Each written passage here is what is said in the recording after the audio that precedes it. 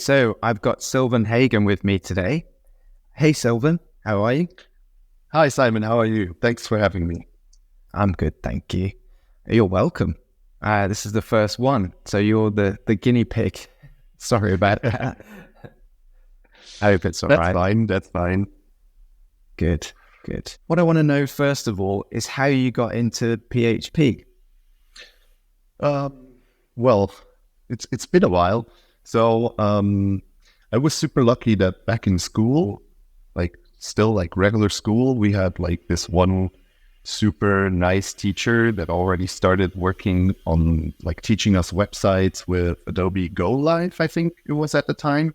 Yeah. And then I don't know if you know, but in Switzerland, it's more like you do a lot of apprenticeships instead of like going straight to uni. You can, of course, but I chose the route to go through an apprenticeship, which is closely related to like a computer science apprenticeship, but not totally.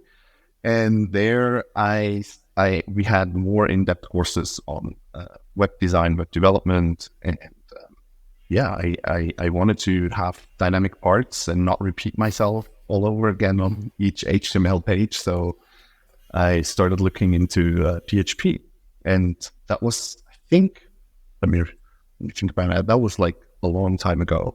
It was in 2004-ish, maybe. Wow. Yeah.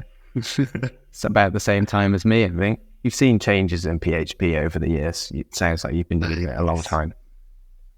Yes. And I actually, like probably many of us in the PHP space, at one point we were at the crossroads thinking about doing something else. And but ever since it became clear that there will be no version 6 and we go straight to 7 and all the improvements that like came with that, it was like a no-brainer to stay, because it sort of seemed like it came at the right time for me, because the language matured, and so did probably my skills, going from like script kiddie to actually building software. So yeah. Great. It sounds so much like my own journey, which is, I love to hear that in many ways. When did you actually get into Laravel though? I started using Laravel, I think only in 2020. And back then I was working on a large WordPress multi-site for a uni here in Switzerland. And it was a collaboration with another uni in Cologne. And they were going into a different direction. And also like WordPress multi-site as a studying tool, like with learning materials.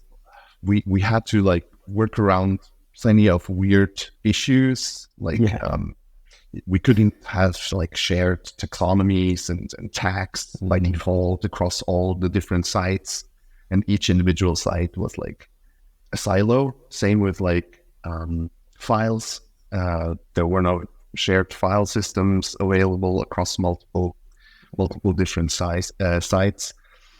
So then one of the students that worked with me on the project, he was coming from a Drupal background, but he was more like a UX guy. He was like, what if we convinced the head of the study thing at the uni to like try and build a simple MVP using Laravel?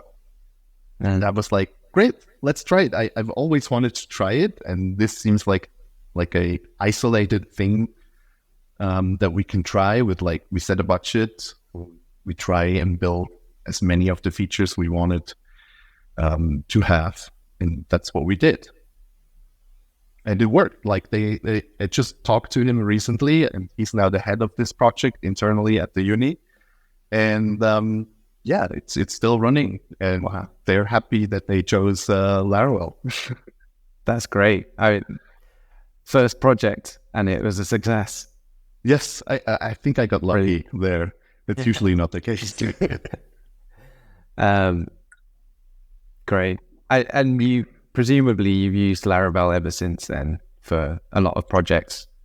Exactly, yeah. I still do still do a bit of WordPress stuff. Cool. Like if people specifically ask for WordPress projects, I'm still a bit involved in the community as well, because I used to co-organize the local Zurich WordPress meetup for almost 10 years.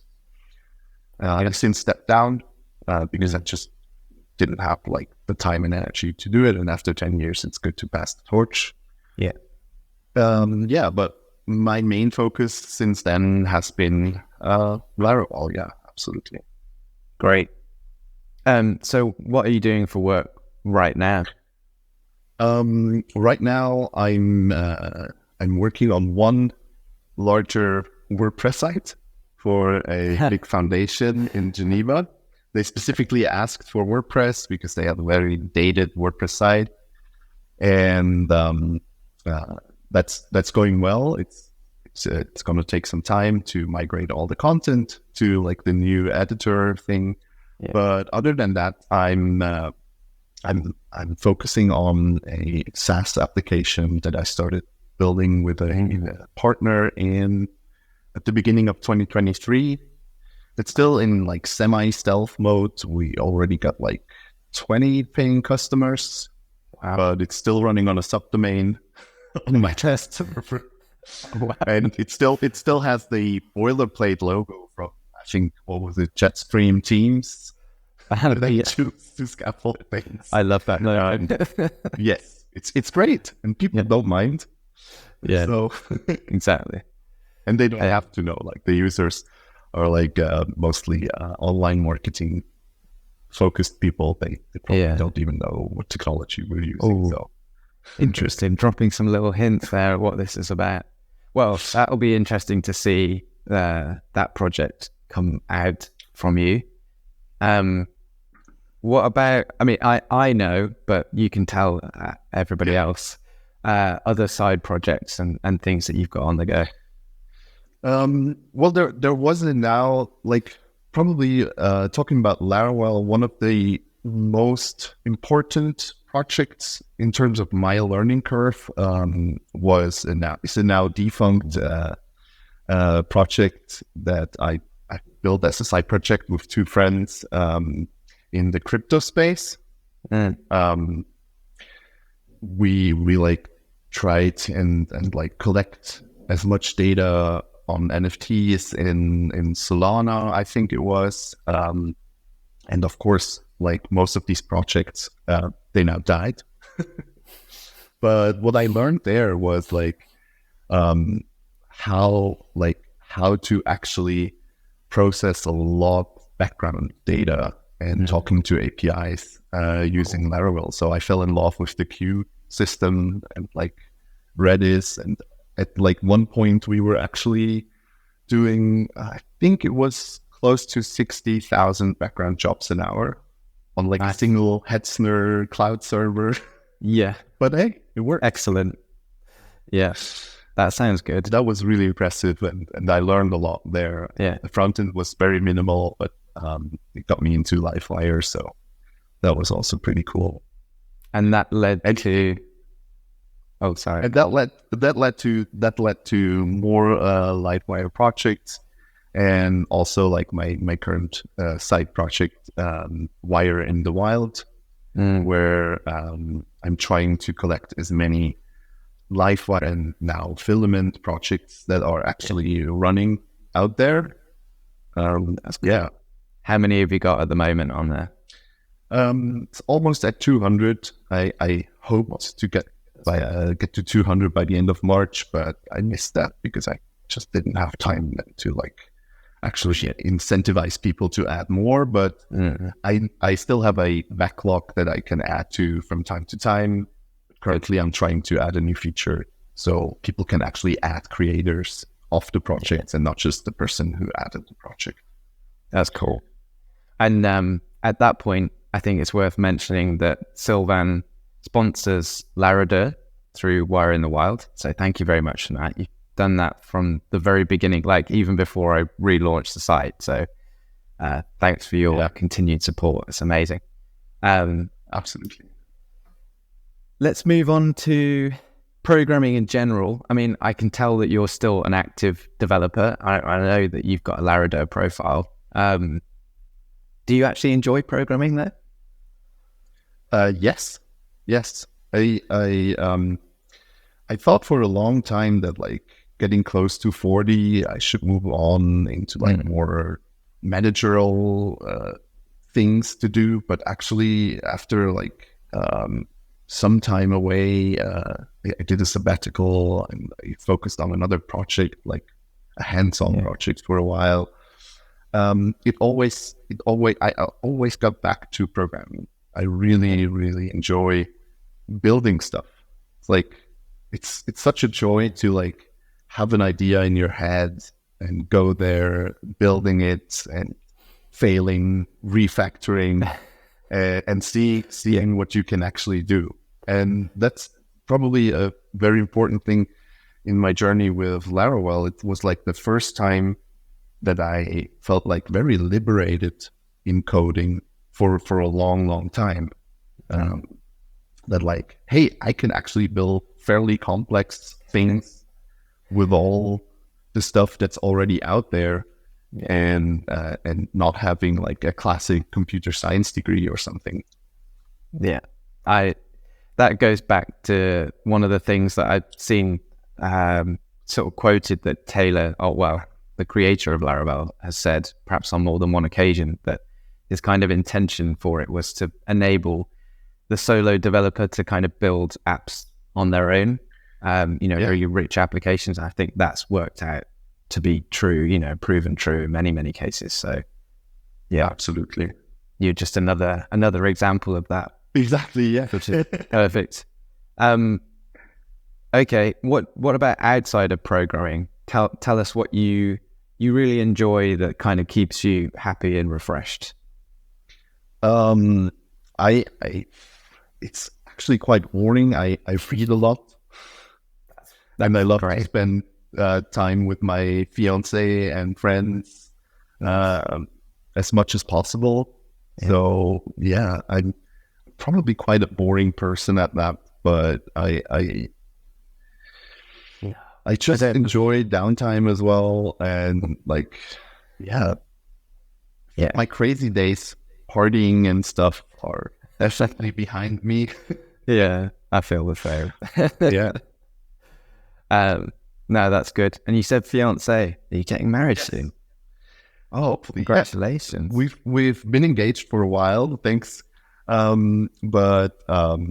Yeah, and then during right before COVID started, we actually had a date and wanted to throw a big party, and then had to reschedule like twice, and then we just were like, let's postpone this until like whenever. And now we plan on getting married this year, just like very small, and then probably going to throw a party like in 1 or 2 years time, but not like doing something very big. Yeah. Sounds good. Congrats. I hope it all goes to plan this time. Yes. No global pandemics in 2024, please. Please not again. Cool. That's really nice. Thanks for sharing that. Finally, as I said, you have got a profile as well on Laradir. Yes. Yes. What do you think about the site? Is there anything that could make it better for you to kind of find? I don't actually know. Are you looking for work through it, or are you just looking to meet people? At first, I was like maybe looking for a bit of work because I had like some time left, but now I don't. And now I actually got a few interactions. I think like twice I've been asked to like if I had some time to help with the Lightwire project. Nice. But I sadly did not, but they were very understanding. And now I really like to have my profile there because maybe later this year I'll start hiring again for like a small team. And because I really enjoy working with like having the remote kind of thing and having like a huge talent pool. I really like that you are building the site out I think Thanks. one feature that I thought of, but it's probably not the right place, is that like people could add links to stuff they built or shared in a more easy way that would also like show up in a feed eventually. It's not like you should build out a full-fledged blog feature like def. What is the community? But more like so people see who's like actively sharing stuff and getting a more in-depth view on a person or profile. Maybe I don't know. Yeah, that's really a really good one. I've had a similar thought. I think particularly, I have one challenge with a lot of people don't share sort of a personal portfolio website link. They don't have one, or, even if they do, sometimes there's not like really that interesting stuff on there for them to show off. Yeah. Like an ideal is they have a blog and they write about Laravel, or they've got some projects that they have listed off, and they show off there that are built in Laravel. But something like that, I think maybe could be beneficial on the platform. Yeah, it's a good idea. Thanks for sharing that. Sure. Cool. Well, it was really great chatting to you, Silvan. Likewise. And thanks for giving us the time. It was good to meet you. So thank you. Good to meet you too, Simon. I'm excited to see who you interview next. Yeah, I'll let you know. You keep watching and you'll find out. Cool. Right. Bye, everybody. Bye. Thanks.